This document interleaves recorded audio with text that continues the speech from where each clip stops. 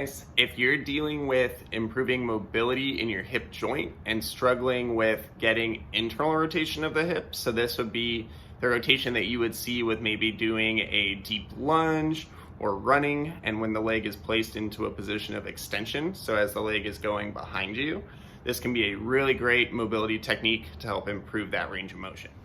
Okay, so for this mobility technique, you don't need any equipment, but if you do have access to a kettlebell, it can be really helpful for blocking the leg so that it doesn't shift out from underneath you and then you lose some of the effectiveness of this mobilization. So I'll show you first kind of how you can do it without a kettlebell, and then I'll show you what you would do with the kettlebell to add it in. So you're going to start on your hands and knees like this. We're going to take the leg and we're going to bring it out to the side like this. So as we swing the leg out to the side, we're rotating our hip inward. So this would be kind of a neutral position for the hip. As the leg goes out to the side, we're rotating that hip inward. From here, we're going to think about trying to get as much weight as we can onto this leg. So we're trying to drive the femur, so this long bone in the thigh here, we're trying to drive it to the very back corner of this hip socket here. So we're getting all of our weight onto this area here. We're trying to drive that femur to the back of the hip socket, and then we can kind of explore and search wherever we feel the most tightness or the most restriction as we do this. So a lot of times it might be you need to shift forward a little bit, maybe slightly out to the side.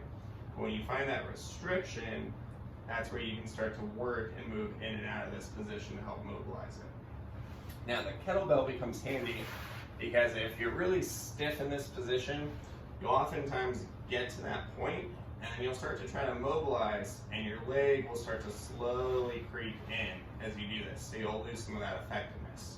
So you can simply just block the leg by taking the kettlebell, placing it to the inside portion of the leg here, and that's going to keep the leg in place so we don't lose that position.